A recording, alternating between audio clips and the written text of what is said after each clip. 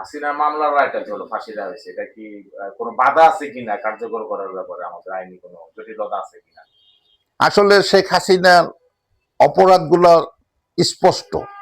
এখানে আমি মনে করি যে আইন আদালত দিয়ে সময় নষ্ট না করে তার স্পষ্টই ঘোষণা দেওয়া দরকার যে শেখ হাসিনাকে আন্তর্জাতিকভাবে তাকে ফাঁসির রায় কার্যকারী করার যেই আইনগুলো আছে সেই আইনের দিকে যাওয়া উচিত। হাসিনা বিশ্বের যেই প্রান্তে থাকুক না কেন তার স্পষ্ট অপরাধগুলো স্পষ্ট, এবং আমরা জানি যে বিশ্ব মিডিয়াতে পর্যন্ত তার নির্দেশে আমাদের ছাত্র জনতার উপরে যেভাবে গুলি বর্ষণ করা হয়েছে, আগুন দিয়ে পোড়া হয়েছে।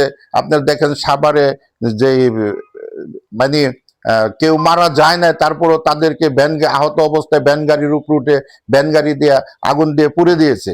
এগুলো সবই শেখ হাসিনার নির্দেশ ছিল। শেখ হাসিনা বাংলাদেশে যতগুলা গুম খুম হয়েছে এবং বিডিআর হত্যা হয়েছে সবকিছুর সাথে শেখ হাসিনা দায়ী আছেন। তাই অতএব শেখ হাসিনাকে আন্তর্জাতিকভাবে যদি ফাঁসির রায় কার্যকারিতা করা হয়, সে যেখানেই থাকুক না কেন সেখানেই তাকে ফাঁসিতে ঝুলানো হোক, এটি আমাদের চাওয়া। এবং এটাতে কোনো বাধা আছে বলে আমি মনে করি না। কি কয় যে টেররিস্ট তো টেররিস্ট, সে অন্যায়কারী বিশ্বের যে প্রান্তে হোক সব দেশেরই আইনের দ্বারা একই, তার মৃত্যুদণ্ড। তার মৃত্যুদণ্ডগুলা উনি যে প্রান্তেই থাকুক না কেন সেখানেই কার্যকারিতা করা হোক। তবে রাষ্ট্র যারা পরিচালনা করতেছেন তারা চেষ্টা করতেছেন যে শেখ হাসিনাকে বাংলাদেশে নিয়ে আসার জন্য। তো উনি যে জায়গায় আশ্রয় আছেন সেই দেশ থেকে যদি সদয় হয় তাহলে অবশ্যই চিন্তা করবো যে বাংলাদেশের মানুষের প্রতি যে অন্যায় করা হয়েছে, বাংলাদেশের ছাত্র জনতাকে যেভাবে খুন করা হয়েছে, তাই খুনিকে তাদের দেশে না রেখে অবশ্যই বাংলাদেশের কাছে শেখ হাসিনাকে হস্তান্তর করবে। আশা মাত্রই তার রায় কার্যকারিতা করা হোক, এটা আমাদের চাওয়া। আমি মনে করি এই রায় কার্যকারিতা করার ক্ষেত্রে কোন রকম বাধা আছে বলে মনে হয় না। বিগত স্বৈরাচার আমলে আপনি রাজপথে অগ্রণী ভূমিকা পালন করছেন। বর্তমানে যে জামায়াতের যে ৮ দল, এটা কি আমাদের বিএনপির প্রতিদ্বন্দ্বী হয়ে দাঁড়াবে কিনা? শুনেন, স্বৈরাচার ফ্যাসিস্ট হাসিনার যেভাবে মানুষের প্রতি অন্যায় করেছিল তার ধারাবাহিকতায় আমরা আরাফাত রহমান কুকুর সহ বিভিন্ন নেতৃবৃন্দরা রাজপথে ১৭ বছর যাবতীয় আন্দোলন করে গেছি মানুষের অধিকার আদায়ের জন্য। ইনশাল্লাহ ৮ দল হোক বা আরো বেশি দল হোক, বিএনপির ক্ষতি সেটা বিষয় না। অ্যাকচুয়ালি নির্বাচনটা সুষ্ঠু হোক, আমরা চাই কম্পিটিশন। যেহেতু বর্তমান সরকারের যে রুলস করেছে যে আমরা যত বড় জুটি করি না কেন নির্বাচনের সময় নিবন্ধিত দলের যার যার মার্কা দিয়ে নির্বাচন করতে হবে। ৮ দল বলেন ২০ দল বলেন বা সমগ্র বাংলাদেশের রাজনৈতিক দল যদি একজুটো হয়, কিন্তু নির্বাচনের ক্ষেত্রে দেখা গেছে যে যার যার মার্কা দিয়ে তার নির্বাচন করতে হবে।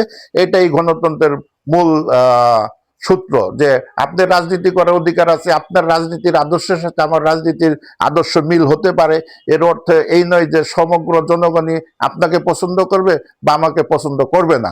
আমার মার্কায় আমি ভোট করবো, আপনার মার্কায় আপনি ভোট করবেন। জনগণ যাকে পছন্দ করে সে মার্কাতেই ভোট হবে। ৮ দল, সেটা বিএনপির প্রতিপক্ষ বা শক্ত অবস্থান, সেটা আমার বিএনপির ক্ষতিগ্রস্ত হবে সেটা না। তবে আমি এজ এ বাংলাদেশি হিসাবে আমাদের রাষ্ট্র কার্য পরিচালনার জন্য অবশ্যই শক্ত বিরোধী দল বাংলাদেশে থাকা উচিত। শক্ত বিরোধী দল থাকলে দেখা গেছে জবাবদিহিতার একটা অবস্থান থাকে। আমরা যারাই সরকার গঠন করি না কেন আমাদেরও যেন জবাবদিহিতা থাকতে হয়, এবং আমাদের যে রাজনৈতিক প্রতিহিংসা, যে দল ক্ষমতা থেকে চলে যাবে তারা একবারে মানে বড় মাপের খুনি হয়ে যাবে, এরকম যদি শক্ত বিরোধী দল থাকতো তাহলে এরকম রাজনীতির করার সুযোগও থাকতো না বা এরকম অপরাধী কেউ ভাবতো না। তা আমি অবশ্যই ৮ দলের অবস্থান শক্তিশালী হোক, এটা আমি অবশ্যই চাবো। এবং আমরা যারা বিএনপি করি আমরা যেন ভালো কাজ করে জনগণের ভালোবাসা মানে সুন্দরভাবে আদায় করে নিতে পারি, এটাই হবে বিএনপির মূল ভালো দিক। এবং ৮ দল যদি পারে জনগণের কাছে যাবে, জনগণ যদি তাদের পছন্দ করে তাদেরকে ভালোবাসে অবশ্যই তাদের পক্ষে থাকবে। এতে আমাদের বিএনপির কোনো কি বলে যে সমস্যা হওয়ার কথা না। ধন্যবাদ। ভালো একটা বক্তব্য।